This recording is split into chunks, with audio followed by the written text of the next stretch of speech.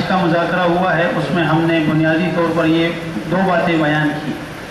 پہلی بات تو یہ ہے کہ حج کے فرائض کتنے ہیں، اور دوسری یہ ہے کہ حج کے واجبات کتنے ہیں۔ حج کے 3 فرض ہم نے بیان کیے۔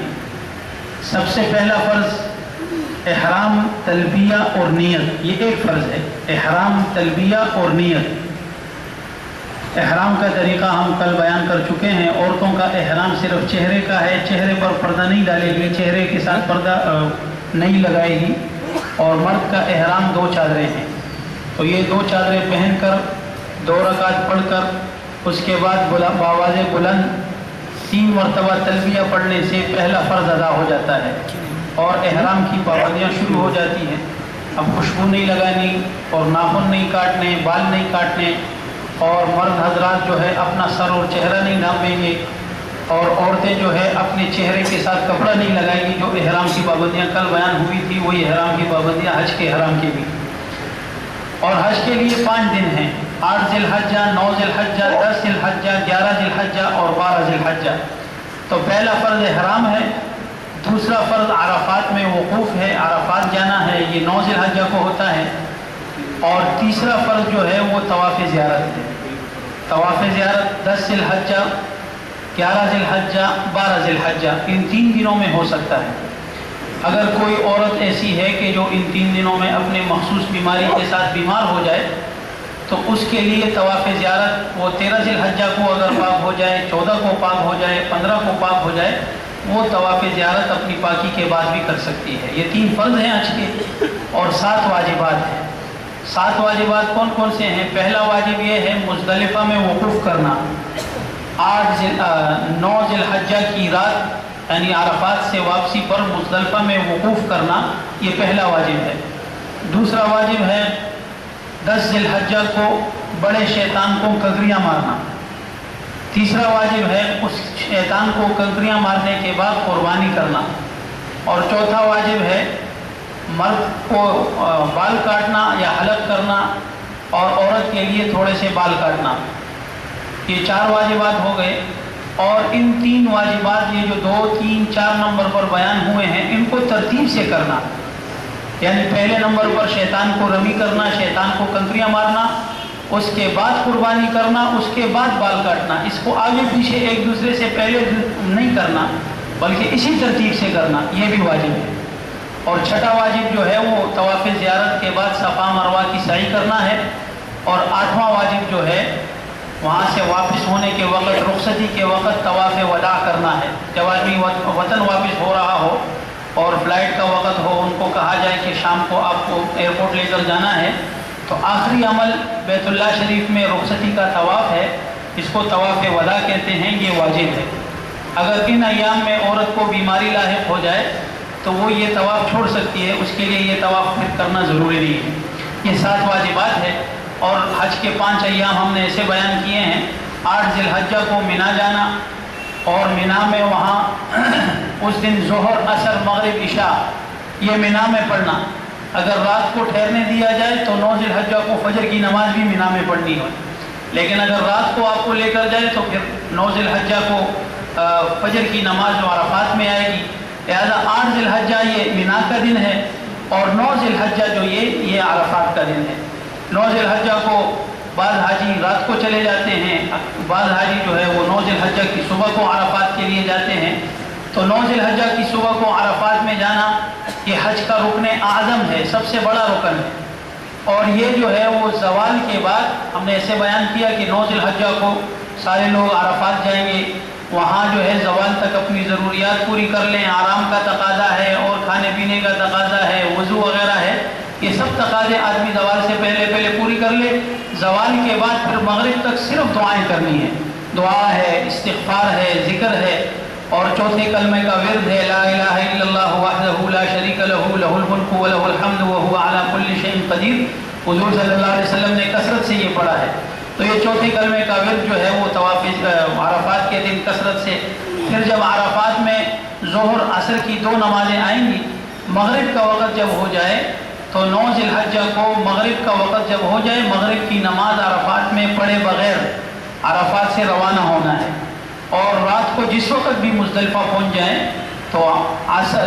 مغرب اور عشاء کی نماز مزدلفہ میں جا کر پڑھنی ہے، چاہے رات کا وقت ہو جائے تو پہلے مغرب کے 3 فرض پڑھیں گے، اس کے بعد عشاء کی نماز پڑھیں گے، پھر اس کے بعد مغرب کی سنتیں، پھر اس کے بعد عشاء کی سنتیں، پھر آخر میں وتر کی نماز ہے۔ اس طرح یہ مغرب اور عشاء کی نماز ساری پوری ہو گئی۔ اس کے بعد رات میں 2-3 گھنٹے آدمی آرام کر لے، اس کے بعد اٹھ کر اپنے ذکر اذکار وضو وغیرہ بنا کر صبح صادق کے بعد یعنی فجر کی نماز کا وقت جب داخل ہو جائے اس کے بعد جو ہے عشاء تک سورج نکلنے تک یہ وقت جو ہے مزدلفہ میں وقوف کرنا واجب ہے۔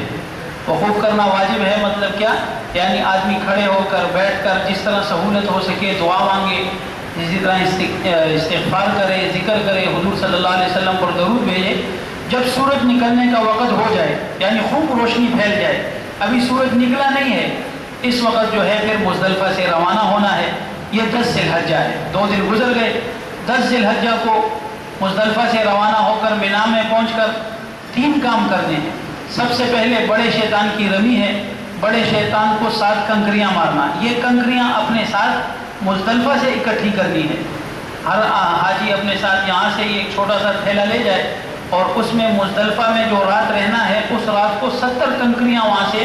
چھوٹی چھوٹی یہ چنے کے دانے کے برابر ایسی 70 کنکریاں اس تھیلے میں جمع کر لے۔ اب 10 ذی الحجہ کو 3 کام کرنے ہیں۔ سب سے پہلے بڑے شیطان کی رمی ہے، بڑے شیطان کو 7 کنکریاں مارنا۔ وہ شیطان جو بنے ہیں آدمی جب جاتا ہے سب سے پہلے چھوٹا آتا ہے اس کو بھی چھوڑنا ہے، پھر درمیانہ آتا ہے اس کو بھی چھوڑنا ہے، دونوں سے گزر کر آگے تیسرے نمبر پر بڑا شیطان آتا ہے۔ تو بڑے شیطان کو 7 کنکریاں مارنا، اس کو یہ پہلا اس دن کا واجب ہے۔ اور اس کے بعد جب کنکریاں مار لیں پھر اس کے بعد قربانی کرنا ہے۔ یہاں ایک بات پہلے بھی رہ گئی، دا خبر آباد شیء والا توجہ سروا ہو رہے۔ ایک قربانی تو بڑے عید کی قربانی ہے، وہ تو اگر آدمی صاحب نصاب ہے وہ الگ قربانی ہے۔ یہ جو قربانی وہاں پر ہوتی ہے یہ عید کی قربانی نہیں ہے، یہ حج کی قربانی ہے۔ اس کو دم شکر کہتے ہیں۔ یعنی اگر ایک آدمی ایسا ہے کہ صاحب نصاب ہے، مالدار ہے، تو وہ بڑے عید کی قربانی الگ دے گا، یہاں پر اپنے کسی ساتھی کو فون کر لے، اپنے کسی رشتہ دار کو، اپنے بیٹے کو، بھائی کو، وہ قربانی الگ دینی ہے۔ یہ حج کی قربانی الگ ہے، اس کو دم شکر کہتے ہیں۔ فمن تمتع بالعمرۃ الی الحج فمستیسر من الحج، یہ قرآن پاک میں اللہ رب العزت نے حکم دیا ہے۔ حج اور عمرہ اللہ نے آپ کو دونوں ایک سفر میں یہ سہولت مہیا کر دی، تو اس کے شکر کے طور پر یہ قربانی ہے، یہ قربانی عید والی قربانی نہیں ہے۔ تو یہ دوسرا واجب ہے اس دن کا، قربانی ہو گئی۔ اب قربانی کے بعد پھر تیسرا واجب جو ہے وہ مرد جو ہے اپنے سر کے بال صاف کرے، عورتیں جو ہے اپنے سارے سر کے بال ہاتھ میں پکڑ کر اور ایک انگلی سے اس کو لپیٹ کر اور اس کو کاٹنا ہے 1 پورے کے برابر، اور اس میں سر کے اکثر بال کٹ جائیں، ایسا نہ ہو 2-4 بال کٹ جائیں باقی سارے رہ جائیں۔ سارے بالوں کو پکڑ کر اکثر بالوں کو 1 پورے کے برابر کاٹنا، یہ تیسرا واجب ہے۔ اور اس کے بعد جو ہے پھر آدمی اپنے کپڑے سب تبدیل کر کے غسل کر کے صاف ہو کر پھر طواف زیارت کے لیے مکہ مکرمہ جا سکتا ہے۔ اگر اس دن جو ہے وہ 10 ذی الحجہ کوئی جانا چاہے تو 10 ذی الحجہ سے اس کا وقت شروع ہو جاتا ہے۔ 10 ذی الحجہ کو بھی طواف زیارت ہو سکتی ہے، اور 11 ذی الحجہ کو بھی، اور 12 ذی الحجہ کو بھی۔ 10، 11، 12 اس میں دن کو بھی آدمی طواف زیارت کر سکتا ہے، رات کو بھی کر سکتا ہے۔ جس وقت آدمی سہولت کے ساتھ، نشاط کے ساتھ، تھکاوٹ دور کر کے آدمی جو ہے وہ اپنے کمرے میں تھوڑا سا آرام کر کے، چونکہ طواف زیارت میں بہت زیادہ رش ہوتا ہے تو اس لیے آرام سے جب آدمی تھکاوٹ دور کر لے تو طواف زیارت کرنا چاہیے۔ اور یہ طواف زیارت جو ہے یہ حج کا تیسرا فرض ہے، آخری فرض جو ہے، اور یہ اتنا اہم فرض ہے کہ اگر ان ایام میں کسی عورت کو بیماری لاحق ہو جائے تو وہ اس طواف کا انتظار کرے گی، چاہے اس کے لیے اس کو فلائٹ تبدیل کرنا پڑے۔ اگر ان دنوں میں قریب ہی اس کی فلائٹ ہے تو وہ اپنے فلائٹ والے آفس سے رجوع کر کے اپنے فلائٹ شیڈول کو تبدیل کر سکتی ہے، 2-4 دن اس کو لیٹ کر سکتی ہے، لیکن یہ رکن کیے بغیر یہاں واپس آنے سے حج نامکمل رہے گا، یہ رکن ضرور ادا کرنا ہے۔ جب یہ طواف زیارت ہو جائے اس کے بعد واپس مینا آنا ہے۔ مینا میں اب 10 ذی الحجہ کے بعد 11 ذی الحجہ ہے، تو 11 ذی الحجہ میں مینا میں زوال تک یعنی ظہر کی نماز کے وقت تک اپنے ذکر اذکار، تسبیحات، قرآن کریم کی تلاوت، جو اعمال آدمی آسانی سے کر سکتا ہے وہ اعمال کرتا رہے۔ اس کے بعد جب زوال کا وقت ہو جائے تو وہ جو ہم نے آپ کو کہا تھا کہ وہ تھیلے میں کنکریاں لینی ہے، اس کنکریوں میں سے 21 کنکریاں لے کر یا وہ تھیلا ہی آدمی ساتھ لے جائے۔ اب جو ہے زوال کے بعد تینوں شیطانوں کی رمی ہے۔ سب سے پہلے چھوٹے شیطان کو 7 کنکریاں مارنا، اور 7 کنکریاں ایسے کہ وہ جو ایک کنکری ہے اپنے بڑی انگلی اور شہادت والی انگلی، ان 2 انگلیوں میں پکڑ کر شیطان کو مارنا، اور اگر دور سے بھی آدمی مار لے اور اس کے ارد گرد جو پیالہ ہے اس میں وہ کنکری گر جائے تو وہ رکن ادا ہو جاتا ہے، وہ عمل ادا ہو جاتا ہے۔ 7 کنکریاں چھوٹے شیطان کو مارنے کے بعد پھر آدمی ایک طرف ہو جائے، راستے سے ہٹ کر قبلہ رخ ہو کر دعا کرے۔ پھر اس کے بعد درمیانے شیطان کو ایسے 7 کنکریاں مارنا، پھر درمیانے شیطان کو 7 کنکریاں مارنے کے بعد پھر قبلہ رخ ہو کر سائڈ پر آدمی دعا کر لے، اور اس کے بعد آخری شیطان جو بڑا شیطان ہے اس کو 7 کنکریاں مارنے کے بعد دعا نہیں ہے، اس کو مارنے کے بعد آدمی واپس مینا کی طرف آئے گا اپنے خیمے میں، اور اس دن پھر آرام کرنا ہے۔ پھر یہ جب 11 ذی الحجہ کو یہی اعمال ہے، 12 ذی الحجہ کو پھر زوال کے بعد ایسے ہی تینوں شیطانوں کو کنکریاں مارنا ہے۔ اب اگر 12 ذی الحجہ کو کنکریاں مارنے کے بعد اب شریعت نے آپ کو اختیار دیا ہے، اگر آپ مکہ جانا چاہیں، مکہ مکرمہ اپنے ہوٹل میں اپنے کمرے میں جانا چاہیں تو آپ جا سکتے ہیں، مکہ مکرمہ جائیں، مینا سے رخصت ہو جائیں۔ لیکن اگر آپ واپس آتے ہیں مینا کی طرف اور مینا میں مغرب کا وقت آپ کے اوپر آ گیا تو اب یہ 12 ذی الحجہ کو رات کو بھی آپ کو پھر مینا میں ٹھہرنا پڑے گا۔ 12 ذی الحجہ بھی مینا میں رات ٹھہریں گے، پھر اگلے دن جو 13 ذی الحجہ ہے، 13 ذی الحجہ کو بھی 21 کنکریاں، تو اس طرح یہ 70 کنکریاں پوری ہو جائیں گی۔ 13 ذی الحجہ کو 21 کنکریاں مارنی ہیں، اور اس کا طریقہ یہ ہے کہ 11 اور 12 ذی الحجہ کو تو آدمی زوال تک انتظار کرتا ہے، زوال سے پہلے کنکریاں نہیں مارتا،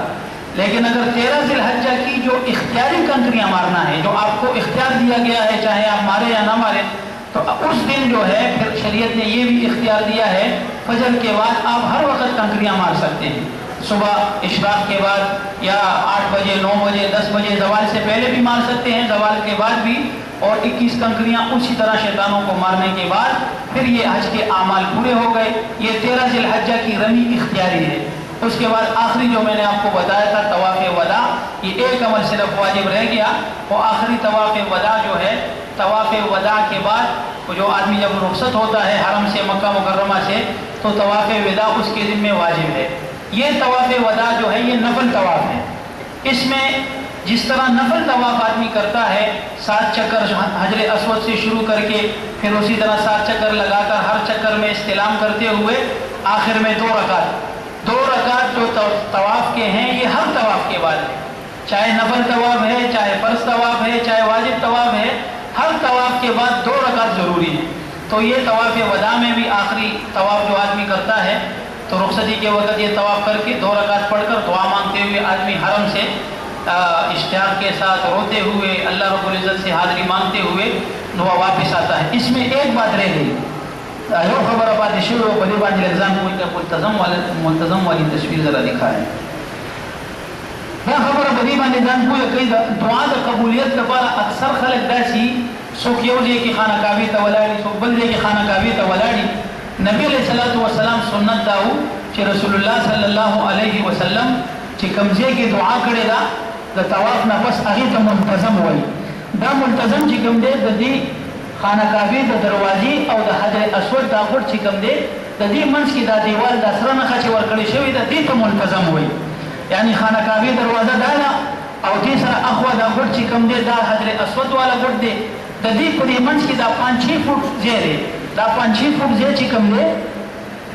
نبی علیہ الصلوۃ والسلام به چې کله طواف کو نو نبی علیہ الصلوۃ والسلام به دې 5-6 فوټ ځای چې کوم په دې باندې به داسې لاسونه کېښودل، دې ته ملتزم وایي۔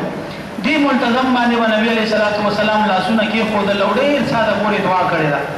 دا په دې ټول حرم کې د دعا د قبولیت د ټولو نه خاص دی، ځکه چې رسول الله صلی الله علیه وسلم دلته ډېر ساده پورې د حرم دې دیوالونو سره لګېدلی وو، دا لاسونه ورسره څنګه چې دغه سړي ایښي دي، دا لاسونه دغسې نبي علیہ الصلوۃ والسلام ایښي وو، سینې هم پرې لګولې وه۔ دغه ځای د دعا د قبولیت ضرور ډېر مبارک ځای دی او ډېر اهم ځای دی، نو بل مسلمان له د تکلیف ورکولو نه بغیر داسې وخت کې خلک حجر اسود ته ډېر زور کوي، حجر اسود چپولو ته یا خلک چې دی د خانه کعبې د چوکاټ ته ډېر زور کوي، حالانکه ډېر خلک دغه ځای نه خبره د رسول الله صلی الله علیه وسلم سنت ځای دغه ځای باندې دومره رشم نه وي، خلک دغه ځای ته ډېر زور هم نه کوي. نو لهذا که دغه ځای ته تاسو د موقع میلاویږي په دې خپل سفر کې یو ځل خامخا 4-5 منټه دغه ځای کې دعا دپاره هلته ځان ورسوئ. دا د دعا د قبولیت خاص ځای دی. دا د حج د عمرې بیان مکمل شو او دې سره چې کوم سوال او جواب دی هغه به موږ وروسته بیانوو انشاءالله. وروسته تپوس ورکولو لپاره یو ضروري خبره د طواف متعلق واورئ. طواف دوران کې کله کله مونځ شروع شي. ما پرون تاسو ته دا ویلي وو چې کوشش خدا کوئ چې طواف په داسې وخت کې سړی شروع کړي چې جمع وخت نږدې نه وي. خصوصا د اذان نه بعد بیا طواف شروع کول نه دي پکار. هلته اذان او د جمع په منځ کې ټول 5-6 منټه وي، ډېر وخت هم نه ورکوي. اذان نه بعد خو طواف شروع کول صحیح نه دي. البته که چا طواف شروع کړلو او دې دوران کې 1-2-3 چکرې د لګولي وو چې اذان پې وشو جمع ودرېده، نو جمع چې ودرېده د جمع د ودرېدلو وخته پورې سړی خپل طواف کوي. چې کله جمع ودرېدله هماغه ځای کې دې کښېني او مونځ دې وکړي. چې مونځ یې کله پوره کړلو بس د هماغه ځای نه د خپل طواف بیا شروع. مثلا 2 چکرې والې وي، 3 چکرې والې وي، 4 چکرې والې وي، چې طواف دوران کې د باندې مونځ شروع شو جمع ودرېدله، نو دی به هماغلته ودرېږي، هلته د خپل مونځ وکړي، سنت دې وکړي. که سنت موقع ورته نه میلاوېږي خلک طواف شروع کوي، خیر دی دا دې پاڅېږي خپل طواف دې شروع کړي. طواف نه بعد چې کله طواف یې پوره کړو سنت دې وروسته ادا کړي. هماغه ځای نه طواف بیا د سره کول ضروري نه دي. البته که اودس نه سړي مات شو، بعض اوقات داسې وشي سړی طواف کوي او شاته نه هغه ویلچیر راشي او هغه ویلچیر په ذریعه سره کرسۍ په ذریعه سړي خپه ولګېږي اینه ترې راشي. نو ما پرون تاسو ته راویلي وو چې طواف بغیر د اودسه کولو په وجه باندې سړي باندې دم لازمیږي، بغیر اودسه طواف نه کېږي. کوم ځای کې سړي اودس مات شو نو اوس به دې ته ګورئ چې ستاسو د طواف چکرې څومره شوي دي. که طواف چکرې 4 شوي، 4 شوي یا د 4 نه زیات 5-6 خو پوره کېږي. 4 چکرې، 5 چکرې، 6 چکرې د سړي شوي او بیا یې اودس مات شو، لاړ شي اودس وکړئ. اودس نه بعد چې واپس رالی څومره چکرې چې پاتې وي بس هماغه چکرې، 1 چکر هم پاتې وي 1 چکر ووایي، 2 چکر هم چې پاتې وي 2 ووایي، طواف هم پوره شي. البته که سړي د 4 نه کم طواف کړی و، یعنې موږ طواف یې لا نه و کړی، 2-3 چکرې والې وي چې دې ونس یې اودس مات شو او یا یې څه ځای یې شو یا بله څه عذر ورته پېښ شو، اودس یې مات شو او طواف یې د 4 چکرو نه کم کړی و. دا پرون یو ملګري تپوس وکړلو، نو که د دې نه کم وي 4 چکرو نه کم یې والي و اودس یې مات شو، نو بیا که اودس وکړي لاړ شي او راشي بیا به د سر نه طواف کوي، بیا د سر نه طواف کوي، بیا به د هغه ځای د من نه شروع کوي. که 4 چکرو نه بعد یې اودس مات شو بیا خو به د هماغه ځای نه شروع کوي. که د 4 چکرو نه مخکې اودس مات شو 2-3 چکر باندې نو بیا به ځي اودس به کوي، بیا به د سر نه طواف شروع کوي، بیا به د هماغه ځای نه شروع کوي. ښه جي دې سره چې کوم دی د مکې مکرمې د حج تمتع دا دوانه حصې پوره شولې، یو عمرې والا حصه پرون پوره شوله، د حج والا نن پوره شوله. اوس د مدینې منورې زموږ د سفر یو اهمه حصه د مدینې منورې زیارت دی. څنګه چې مخکې دا حدیث بیان شول او رسول الله صلی الله علیه وسلم حدیثونه دي او نبی علیه الصلاة والسلام د مدینې منورې ډېر زیات فضایل ذکر کړي دي. مدینه منوره نبی علیه الصلاة والسلام د حدیث کې راځي چې نبی علیه السلام به کله د سفر نه واپس راتللو نو مدینې منورې ته چې به رانږدې شو نبی علیه الصلاة والسلام او صحابه هغوی ته به د مدینې اشتیاق دومره و چې خپلې سورلۍ به تېزې کړلې او رسول الله صلی الله علیه وسلم نه به کله کله د خپلې اوږې څادر هم پرېوتلو. نبی علیه السلام به دومره رغبت سره او شوق سره مدینې منورې ته راتلو او نبی علیه الصلاة والسلام یو ځل یو صحابي د ګرد او غبار نه خپل دا مخ پټ کړلو. نبی علیه السلام ورته وفرمایل د مدینې ګرد او غبار شفا ده، د دې نه خپل مخ مه پټوه. او نبی علیه الصلاة والسلام فرمایي لا یصبر علی لاوائها الا مسلم، چې د دې په مشقتونو باندې نبی علیه السلام کما قال علیه السلام نبی علیه السلام فرمایي د دې په مشقتونو باندې او د مدینې منورې په دې مصیبتونو باندې مسلمان صبر کوي، منافق به بې صبري کوي. د مدینې منورې آب و هوا، د مدینې منورې فضا د رسول الله صلی الله علیه وسلم مسکن دی، نبی علیه السلام قبر مبارک دی، روضه مبارکه ده او زما عزتمندو د صحابو ځای دی. هغه ځای هر هوا کې د صحابو هوا شامله ده، نبی علیه الصلاة والسلام د روضې مبارکه هوا شامله ده. نو سړی چې کله د مدینې منورې سفر اختیاروي، مکې نه چې کله مدینې منورې ته ځي نو ده له پکار دا دي چې شوق او رغبت یې د په زړه کې. او یو درخواست کومه د حج عمرې سره خو متعلقه نه دی، تاسو ټولو ته یو درخواست دا کومه چې نبی علیه الصلاة والسلام روضې مبارکه ته سړی پیش کېږي نو کم سے کم نبی علیه الصلاة والسلام روضې د تلو نه مخکې سړی خپله حلیه د نبی علیه الصلاة والسلام د سنتو مطابق کړي. ورد الله د رسول صلی الله علیه وسلم روزه ته ودرېږي او علماء عزتمند نبی علیه الصلاۃ والسلام د هر راتلونکي سلام اوري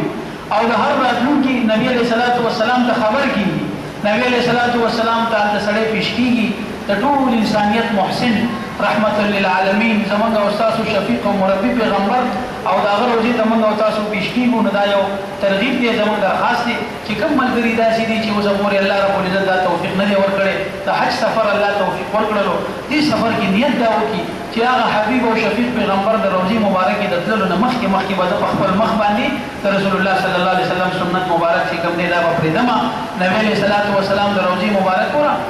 زمونږ او تاسو سره بل کوم عمل دی د نبی علیه السلام د شفاعت نه علاوه هر مسلمان د قیامت په ورځ باندې موږ سره غټه وسیله د جنت د تلو د نبی علیه السلام شفاعت دی نو لہذا نبی علیه السلام شفاعت ته موږ او تاسو ته نصیبون موږ غواړو نبی علیه السلام به خپل امتیان په خپل سنتونو باندې پیژني لہذا خپل سنت نبی علیه السلام سنتونه خپل ژوند کې راولي ذوق او شوق سره درود شریف ویلو سره چې زموږ دا سفر کثرت سره نبی علیه السلام باندې درود ویل او د مدینه منورې چې د اشتیاق سره مدینه منورې یو حدیث ډیر اهم دی تاسو مخې ته بیانوم نبی علیه السلام فرمایي وردا مدینه منوره مبارکه نبی علیه السلام فرمایي چې په دې مدینه منوره کې کم سره د شریعت نه خلاف عمل وکړي د حدیث مفهوم داسې دی یا یو بدعت ولا عمل وکړي یا یو بدعتي تعظیم وکړي نبی علیه السلام فرمایي پاغه باندې د الله لعنت دی پاغه باندې د الله د فرشتو لعنت دی په مدینه منوره کې بزان د ګناهونو نه اسی خود ټول سفر د مبارک سفر دی خو زما عزتمندو د مدینه منورې د آداب او خیال ډېر زیات ساتل ضروری دي الله نبی صلی الله علیه وسلم فرمایي چې الله مکه چې حرم مقرر کړلو او ما دا مدینه ستاسو لپاره حرم جوړ کړل نو مدینه هم دا شانتي حرم دی لکه څنګه چې مکه مکرمه حرم دی د مدینی بوټي به ما شانتي نه ماتو د مدینی پانی به ما شانتي نه ماتو لکه څنګه چې د مکی مکرمه موږ پروم ذکر کړلو ته دې به ما احترام کوو چې کله ته ورسېږو خپل دې ته خپل وډل ته ورسېږو ذوق او شوق سره درود شریف د څنګه چې د حاجی لپاره او د عمرې لپاره تلبیه وا مدینه منوره کې زموږ د تلبیه درود شریف دی زموږ د غږ ذکر د الله د نبی صلی الله علیه وسلم باندې درود دی نو مدینه منوره کې چې کوم دی موږ په کثرت سره په نبی علیه السلام باندې درود وایو بیا چې کله خپل وډل ته ورسېږو خپل سامان به دغه کو بهتره خدا ده چې رسول الله صلی الله علیه وسلم روزه مبارکه باندې سلام پیش کولو نه مخکې سړی ځان سره نوی جوړوي سي صفا جوړه کنه نه صفا جوړوي سي صفا جامې واچي او د الله رسول صلی الله علیه وسلم روزه مبارکه د چې کله سړی زی مسجد نبوي ته لار کې درود شریف ویل او ډیر زیات نظامت سره ډیر زیات په خیمانتیا سره الله نبی ته موږ او تاسو په کوم ور مخامخې سړی رسول چوکي کنه څومره ګناګاری څومره چې موږ کوتای د الله نبی صلی الله علیه وسلم ته ور مخامخې نو ډیر زیات سړی ځان سره په خیمانه ځان سره نظامت او بیا چې کله مسجد نبوي ته لاړ شو نو 2 رکعاته تحیت المسجد وکړو او بهتره خدا ده چې باب السلام باندې راشو باب السلام نه وی چې سړی کله لاړ شي هغه ته پته نه لګي د باب السلام نو لہذا په کوم طرف هم چې راغی روزي مبارکه باندې د هغې لپاره هغه ځای نه یو چې کله موږ ګاډي کې ځو دا یو دعا پاتې شوله مدینه منورې ته چې کله د مکې نه ځو نو دا 19 نمبر دعا ده د مدینه منورې حدودو کې چې کله داخليږي هلته مخې ته د مدینه منورې د حدودو بورډ لګېدلی کچا ته پته ونه لګېږي خیر دی د مدینه منورې هغه ښار چې کله را شروع شي نو دا د مدینه منورې د ښار د حدودو دعا ده دا 19 نمبر باندې اللهم هذا حرم نبيك اے الله دا ستا د نبی حرم دی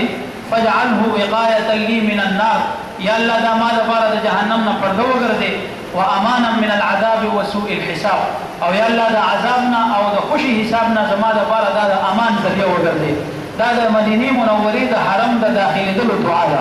انت چې کله سړی داخليږي نو دا دعا وایي بیا چې کله خپل دیرې نه حرم شریف ته مدینه منورې حرم ته لاړ شي مسجد نبوي ته لاړ شي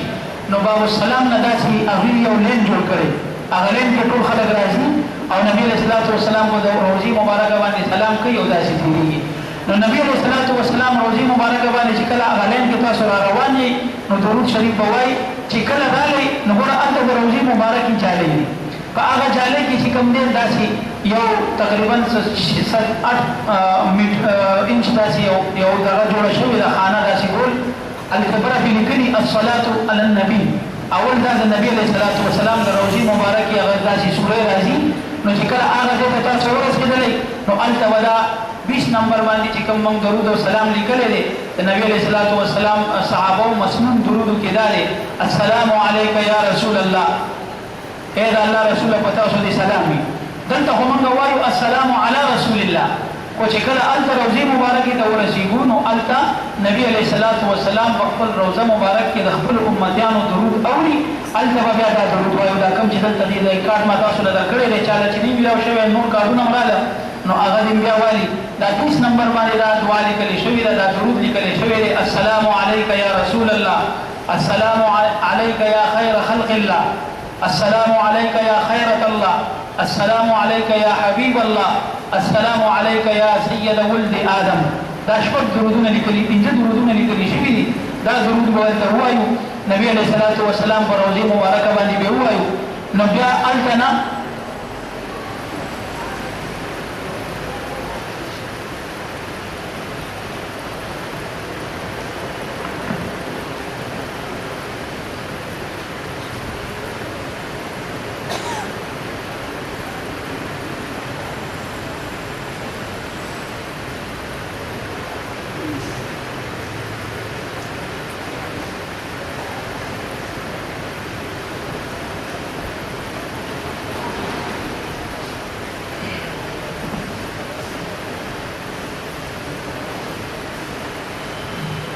دا درود چې کله موږ د نبی علیه الصلاة والسلام په روضې مبارکه باندې ووایو که چا له عربۍ الفاظ ورځي نو بیا نور هم دعاګانې راغلي دي او البته هر امتي له په هغه روضې مبارکه باندې زړه کې دا ویل پکار دي ای د الله رسوله نشهد انک قد بلغت الرساله ای د الله رسوله موږ د دې ګواهي کوو چې تا خپل د رسالت حق ادا کړلو وادیت الامانه او ای د الله رسوله تعالی چې کوم امانت الله درکړی او هغه امانت تا په موږ سپارلی دی وأديت الأمانة ونصحت الأمة او يا الله رسول الله د خپل امت چې د خیر خواهی کوم حق وغته ادا کړي دا چې چاله د الفاظ ورزي ډیره بهتره ده او که چاله الفاظ نه ورزي دا چې وایي چې اے د الله حبیبا من ګوي کو چې تاسو د خپل رسالت حق د خپل امت د خیر خواهی حق پوره ادا کړلو تاسو چې کوم الله امانت درکړو هغه امانت هم پوره ادا کړلو نو دا الفاظ به داسې وایي او چې کله د هغې نه مخکې شي نو بیا ورپسې د حضرت ابوبکر صدیق رضی الله تعالی عنه د هغې روزه راځي هلته بله لیکلي مې هنا الصلاة الصدیق على ابي بکر الصدیق رضی الله عنه دا الفاظ لیکلي دي بله نو هغه دویمه چې کومه خانه راځي هغه د ابوبکر صدیق رضی الله تعالی عنه روزه مبارکه ده نو هلته به دا ووایي هغه دې کې مونږ نه ده لیکلي السلام علیک یا خلیفة رسول الله یا خلیفہ د رسول الله دا الفاظ بصیرت وای اے دا الله د رسول خلیفہ پتا سو دي سلام السلام علیک یا خلیفہ د رسول الله او بیا اغینا پس چې کوم بما ابو حضرت عمر رضی الله تعالی عنہ روزه مبارکه ده البته سو ویلي چې دا بل لیکلي دي حضرت عمر ابن خطاب رضی الله عنه نوم لیکلی دی ادریم نمبر باندې د ابوبکر عمر رضی الله تعالی عنہ ګور څنګه مرتبه دي اماغه سی بس روزي دي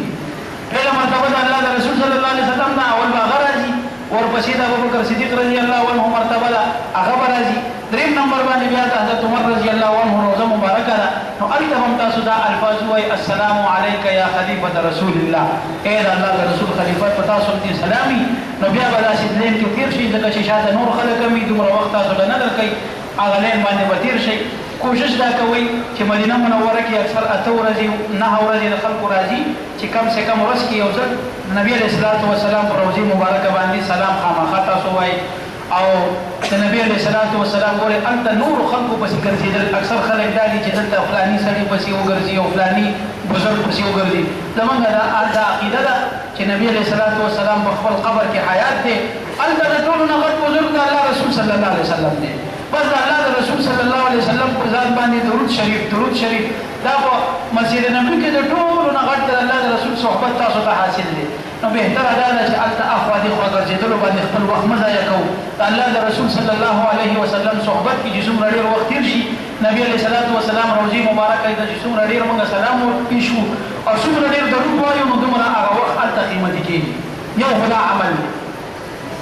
دویم عمل د مسجد نبوي دا دی چې مسجد نبوي کې ریاض الجنه عام طور باندې ټول مسجد نبوي کې سری قالینې دي خو ریاض الجنه د نبی علیه الصلاة والسلام روضې سره یعنی د نبی علیه الصلاة والسلام روضه چې دا کوم ځای کې تاسو سلام وایي د دې سره خوا کې دې خوا دین اول راځي باب السلام نه چې کله تاسو دې سلام له ورځئ نو د نبی علیہ الصلوۃ والسلام د روضې نه اول یو ځای راځي الته شنه قالینې په غزمکه باندې دي نور ټول ځایونو کې سپي قالینې دي دغه ریاض الجنه چې کومه حصہ ده